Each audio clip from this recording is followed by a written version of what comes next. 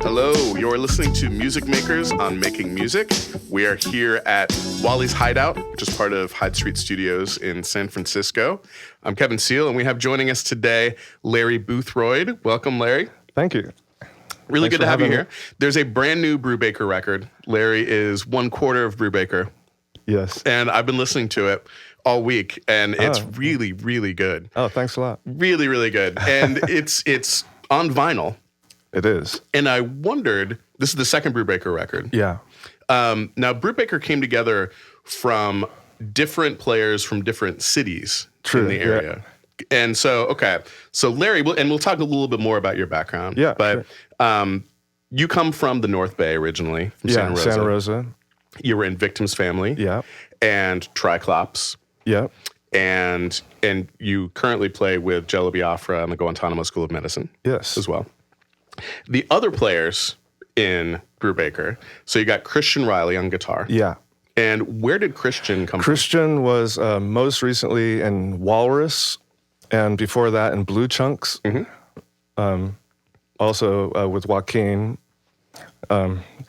Nice. Yeah. So the tree could get out of hand, but yeah, he was in Walrus and Blue Chunks, and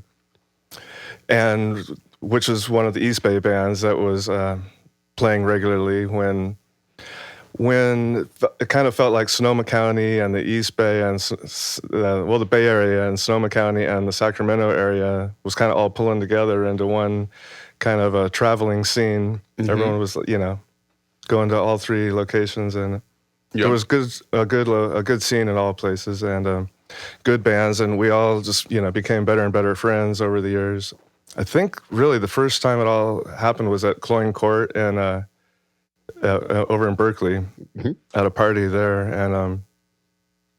and we really became fast friends and started playing together more and more. So we got you, Larry, on bass from Sonoma County. Yes. We got Christian on guitar from the East Bay. True. Yeah. And then Neil Franklin. Yeah. On drums. Yeah.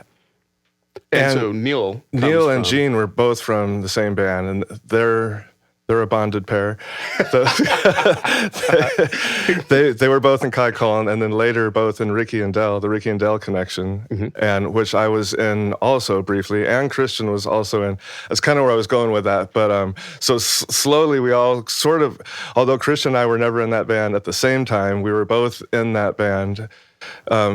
So after Kai Colin, those two kept playing together, and they originally started as an acoustic kind of, Gene only played acoustic guitar, and they had a sax player, drums, no bass at all. Mm-hmm. And they did one CD like that. And then they started having the old bass player, Scott from Kai Colin, play some tunes with them or some shows.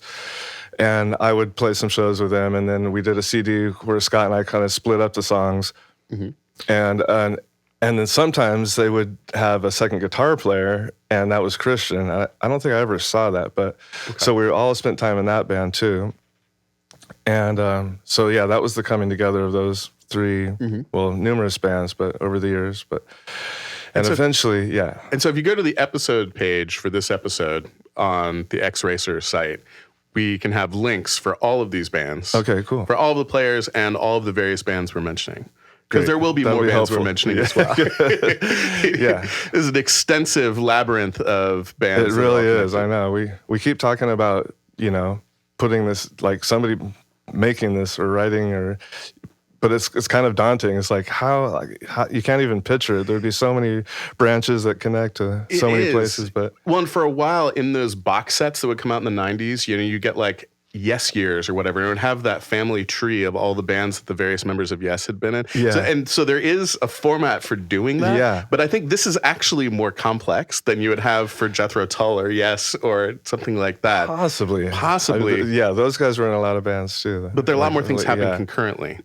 Yeah. So let's hear the first single from the new BRUBAKER record. Okay. I love this song. I love this song a ton. There are a number of things I love about this, but one of them being...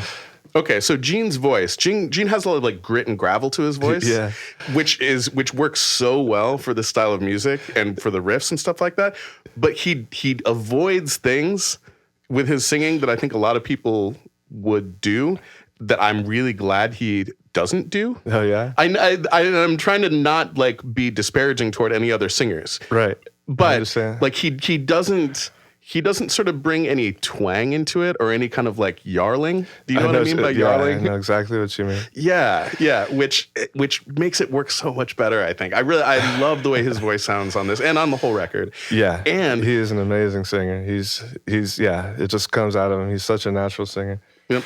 And the key change during the guitar solo is so kind of unexpected, because it goes down a major third, I think. Oh, does it go down? It goes down and then it comes back, and the solo continues after it returns. But it's such an unusual pivot. Yeah. Okay, so the song's called Shark Killer. Check out what happens during the guitar solo. Really interesting harmonic pivot that it's really crafty the way it works. So here you go. Enjoy. Brand new Brubaker, 2019, Shark Killer.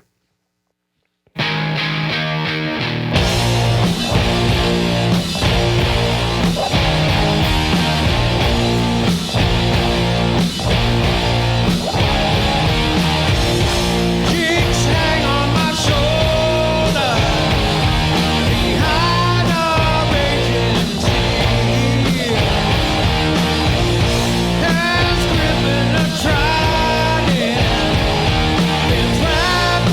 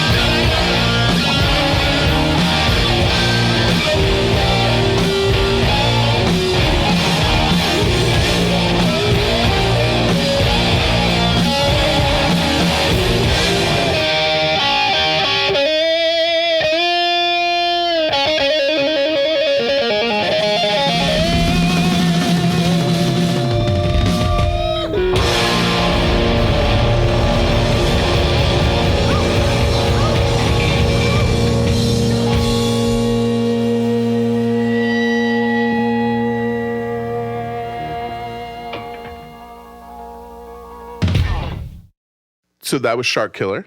And this is the band BRUBAKER, featuring our guest, Larry Boothroyd, on bass, Christian Riley on guitar, Eugene Smith on guitar and vocals, and Neil Franklin on drums. Yes. Yeah. So did you all write that song together? Well, the writing, we do, a lot of stuff gets hashed out in rehearsal, but that was a Gene song. Definitely, Gene is the lyricist for sure of everything. And he wrote that song, but Christian, I think, created that whole key change thing that you were talking about. Mm-hmm. They're really good at kind of bouncing ideas off each other. One guy will start something and then the other guy will write the chorus, one guy will write a verse. It's pretty cool that way. They both have a different approach, and they, I think, complement each other well. That's great, and very handy to have two guitarists yeah. that way that play off of each other and can. And it's definitely, they're rarely playing the same things, right. which is nice. Right, yeah.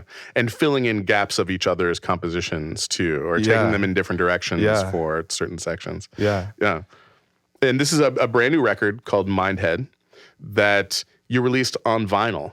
So it's actually written in sides, classic rock approach to making a vinyl record. Yeah. Did that change how you finished it in the studio, thinking, we know we're going to be pressing this to LP? It definitely affected the sequence. That was the main thing, because we had a different sequence, but it didn't work out time-wise. It made one side too long, so we did have to switch a few things, but otherwise, I don't think so, no. Tim's he's in mastering mode.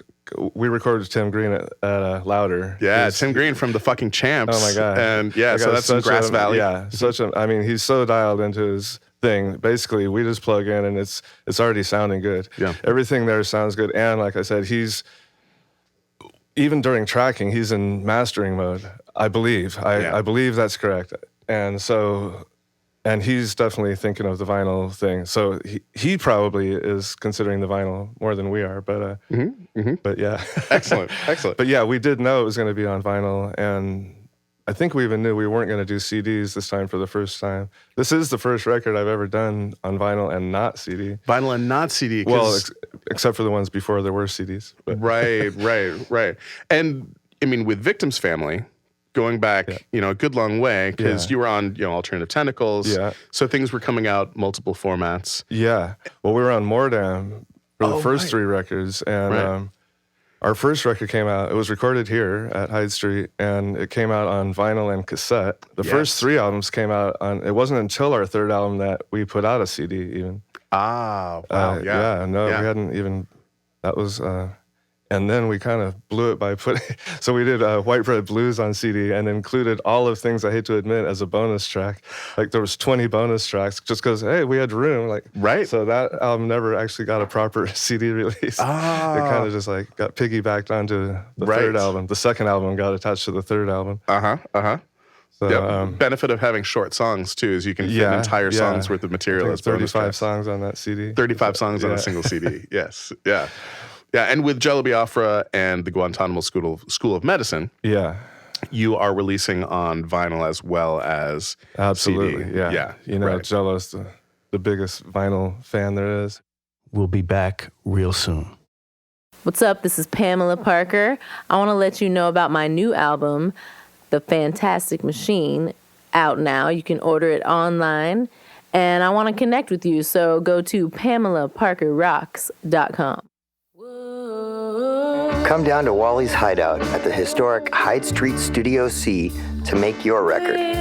We've got classic acoustics, vintage mic preamps, and a great mic cabinet. Our experienced team knows just how to get the most out of this room. We continue the tradition of making great records in this fantastic acoustic space and can't wait to get started working with you. So go to wallyshideout.com and contact one of our engineers. Get your music across the finish line with X-Racer Productions. Our artist-focused services include production, distribution, gigs, and more. Connect with us at xracerproductions.com. Let's hear another track from Mindhead. And again, this is the second BRUBAKER record. So the first record, self-titled. Yeah. this new record contains an instrumental track called Yes. Matanzas. Yeah. And so this is the quartet of Christian, Neil, Gene, and Larry, as well as in the very end of the song, Yes. Isaiah Mitchell, Yeah. right? So how did that work with the finale of the song? It's like, what, the last 20 seconds? The or something? last 20 seconds is Isaiah.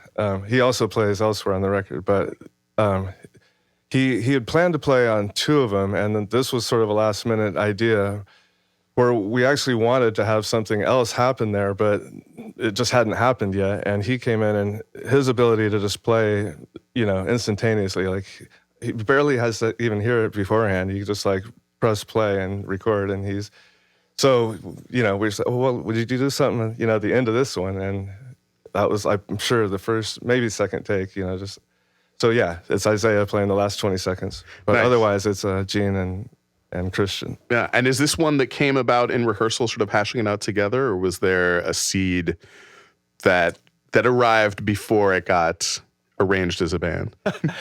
Yeah, well, actually, Chris McGrew from Wally's Hideout asked me. He was in charge of the soundtrack for a movie called Love Hurts, directed by Albert Lopez, right? And they needed a soundtrack for, I guess, the final fight scene of the movie. And so he asked me to write the music, and Pamela Parker wrote lyrics, and we all got together. It was pretty awesome, like as a group, to write a song for a movie.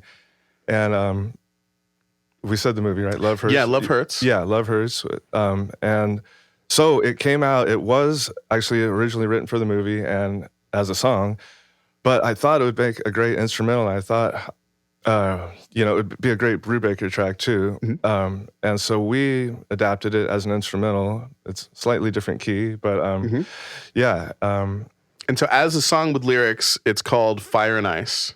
Yeah. And then when it became a BRUBAKER song and became instrumental, it's Matanzas. Right. Which is the name of my kindergarten. That's where the name came Your from. kindergarten My in Santa kindergarten Rosa, is California? Santa Rosa, yeah. Yeah. It had a few it went through a bunch of names actually before finally landing on Matanzas, but yes, it was That fine. had to have been confusing for the parents. That's cool. Well, no, the school didn't. The song did. Oh, okay. So here is, from the new BRUBAKER record, Mindhead, this is Matanzas.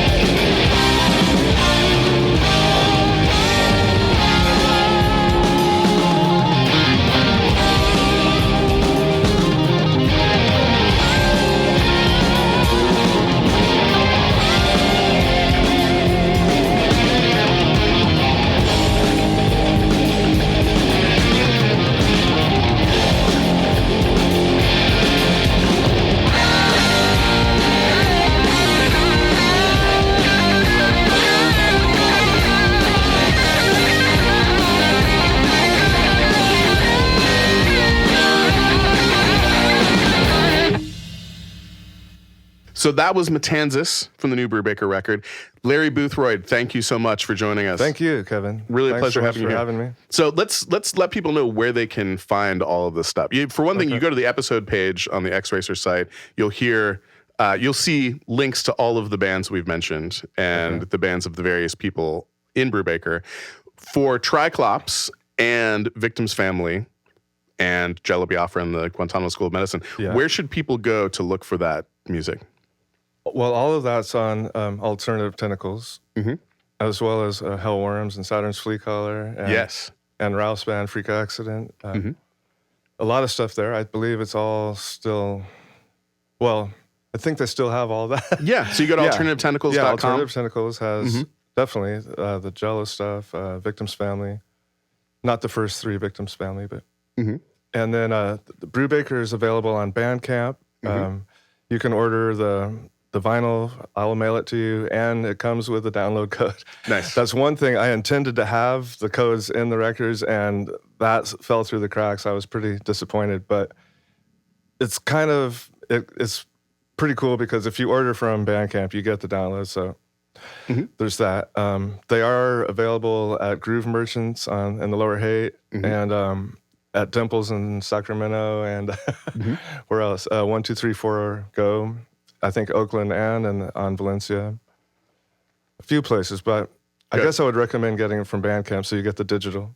Good. Yeah. Good. Excellent. Yeah. And when you get the vinyl, I mean, the cover art for Mindhead I is should mention really, my mom painted the album cover too. Yeah. Which is really fun. Like she discovered her painting talent fairly recently, and she's been like kicking ass. Like she's now getting commissioned to do all kinds of stuff. So she wanted to do something for me, and we needed an album cover. And so the idea was actually Gene's, the image.